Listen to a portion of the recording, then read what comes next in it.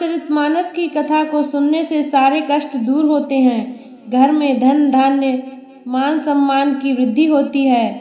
अंत में मनुष्य को मोक्ष की प्राप्ति होती है। आज की कथा है तमसा के तट पर पहुँचे श्री राम। प्रिय मित्रों, कथा सुनने से पहले वीडियो को लाइक शेयर एंड सब्सक्राइब करें और कमेंट में जय श्री राम लिखें। जब राम ने देखा कि प्रजाजन रथ के पीछे दौड़ते ही आ रहे हैं तो उन्होंने रथ को रुकवाया और उन्हें संबोधित करते हुए बोले, प्रिय अयोध्यावासियों, ज्ञात है कि आप लोगों का मेरे प्रति अटूट और निश्चल प्रेम है और इसीलिए आप लोग मुझे बार बार अयोध्या लौट चलने का आग्रह कर रहे हैं। यद्यपि आपके इस प्रेम को टालना मेरे लिए अत्यंत कठिन है, किंतु मैं आप लोगों से आग्रह करता हूँ कि आप लोग मेरी व्यवस्था को समझने का प्रयास करें। क्या आप लोग चाहेंगे कि मैं पिता की आज्ञा भंग करके पाप का भागी बनूं? मैं जानता हूँ कि आप लोग मुझसे वास्तविक स्नेह करते हैं और ऐसा कदापि नहीं चाहेंगे।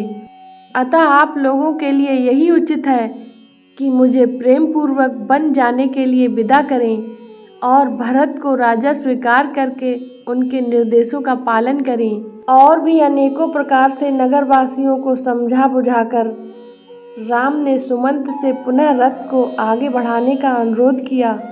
कुछ क्षणों के लिए राम के कथन का प्रभाव प्रजाजनों पर पड़ा, किंतु रथ के चलते ही वे फिर से रोते बिलखते रथ के पीछे पीछे चलने लगे।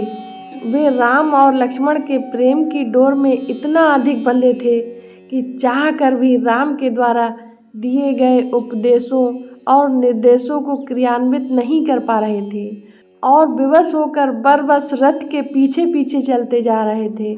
उनकी बुद्धि उन्हें रोक रही थी, किंतु हृदय उन्हें बलात् रथ के साथ घसीटे लिए जा रहा था। उनकी भावना के आगे उनका विवेक कुछ काम नहीं कर पा रहा था। अपनी बातों का उन पर कुछ भी प्रभाव न पड़ते देखकर राम ने सुमंत से रथ को और तेज चलाने की आज्ञा दी और रथ की गति तेज हो गई, किंतु भावाभिभूत प्रजाजनों की भीड़ फिर भी रथ के पीछे दौड़ती ही जा रही थी। तमसा नदी के तट पर पहुँचते पहुँचते रथ के अश्व बिल्कुल थक चुके थे और उन्हें विश्राम की आवश्यकता थी। मंत्री सुमंत ने रथ वहीं रोक लिया।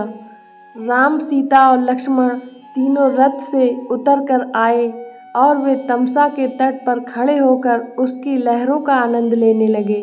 इतने में ही वे रोते बिलखते सहस्त्रों अयोध्यावासी भी वहां आ पहुँचे, जो रथ की गति के साथ न चल पाने के कारण पीछे रह गए थे। उन्होंने चारों ओर से राम, लक्ष्मण और सीता को घेर लिया और अनेकों प्रकार से भावुकतापूर्ण तर्क देकर उन्हें वापस अयोध्या चलने का अनुरोध करने लगे।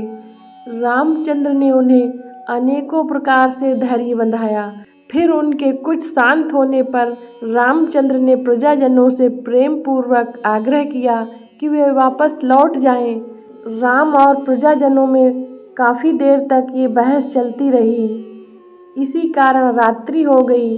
प्रजाजन भूख प्यास तथा लंबी यात्रा की थकान से आक्रांत होकर वहीं पर वन के वृक्षों के कंदमूल फल खाकर भूमि पर सो गए।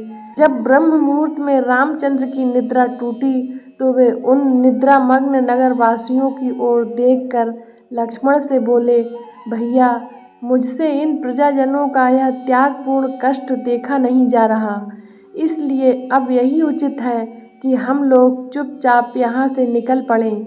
अतः हे लक्ष्मण, तुम शीघ्र जाकर तत्काल रथ तैयार करवा लो, किंतु यह ध्यान रखना कि किसी को किसी प्रकार की आहट ना हो, वरना यह फिर हमारे पीछे पीछे आने लगेंगे।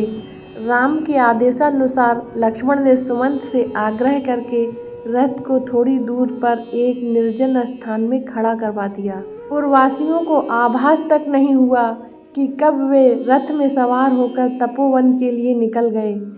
जब पुरवासियों की निद्रा भंग होने पर वे सब उन्हें ढूंढने लगे और रथ की लीक के पीछे पीछे बहुत दूर तक गए। आगे जाकर मार्ग कंकरीला पथरीला हो गया था, इसलिए रथ के लीक के चिन्ह दिखाई देना बंद हो गए। अनेकों प्रयत्न करने पर भी जब वे रथ के मार्ग का अनुसरण न कर सके तो निराश होकर वे रोते बिलखते अयोध्या लौट आए।